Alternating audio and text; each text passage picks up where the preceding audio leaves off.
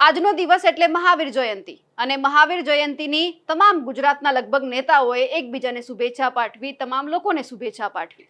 પણ આપણા નેતાઓને, કહેવાતા ભણેલા ગણેલા નેતાઓને ખબર જ નથી કે ભગવાન મહાવીર કોણ છે અને ભગવાન બુદ્ધ કોણ છે.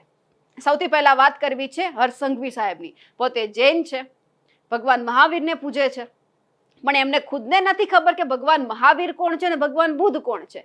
એક એમણે સોશિયલ મીડિયા ઉપર પોસ્ટ કરી છે, તે સૌથી પહેલા બતાવીએ. એમણે આજના દિવસ માટે સૌથી પહેલા લોકોને મહાવીર જયંતિની શુભેચ્છા પાઠવી છે. નીચે હર્ષ સંઘવી લખેલું છે અને અહીંયા જે પ્રતિમા મૂકવામાં આવી છે, જે ફોટો મૂકવામાં આવ્યો છે, એ સ્પષ્ટ લોકોને ખબર પડે છે કે આ તો ભગવાન બુદ્ધ છે. થોડી વાર પછી એમને એવું થયું કે એમનાથી ખોટું થયું છે, તો એમણે એ પોસ્ટ હટાવી અને પછી નવી પોસ્ટ મૂકી. આ સુધારેલી પોસ્ટ છે, હર્ષ સંઘવી સાહેબે મૂકી છે કે મહાવીર જયંતિની શુભેચ્છા છે અને પછી ભગવાન મહાવીરનો ફોટો મૂકવામાં આવ્યો છે. પોતે જૈન છે, અમને એ પણ નથી ખબર કે એમની અંદર જે ભગવાન મહાવીર છે તેમની પૂજા અર્ચના કરવામાં આવે છે કોણ છે. કારણ કે તમે જોવો તો સામાન્ય કોઈ જ ફેર આપણને નહીં લાગે કે ભગવાન બુદ્ધ કોણ છે ને મહાવીર કોણ છે. પણ જે લોકો એમની સાથે જોડાયેલા છે, હર્ષ સંઘવી સાહેબ એમની સાથે જોડાયેલા છે, એટલે એમને તો કદાચ ખબર હોવી જ જોઈએ કે એમણે ખોટું કર્યું છે.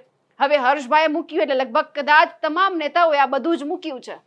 નીમુબેન બાંભણિયા, એમણે પણ ભગવાન બુદ્ધના ફોટા સાથે મહાવીર જયંતિની શુભેચ્છા પાઠવી. હવે આ બેન તો એટલા સારા કહી શકાય કે એમને આ બધા લોકોએ, આમાંથી ઘણા બધા નેતાઓ એવા છે કે જેમણે આ પોસ્ટ છે તે ડિલીટ કરી નાખી છે, પણ નીમુબેનને તો હજુ ખબર જ નથી કે આ ભગવાન બુદ્ધનો ફોટો તેમણે મૂક્યો છે. મહાવીર જયંતિ ઉપર ભગવાન મહાવીરનો ફોટો જ નથી, ડિલીટ કરવાનો સમય જ નથી.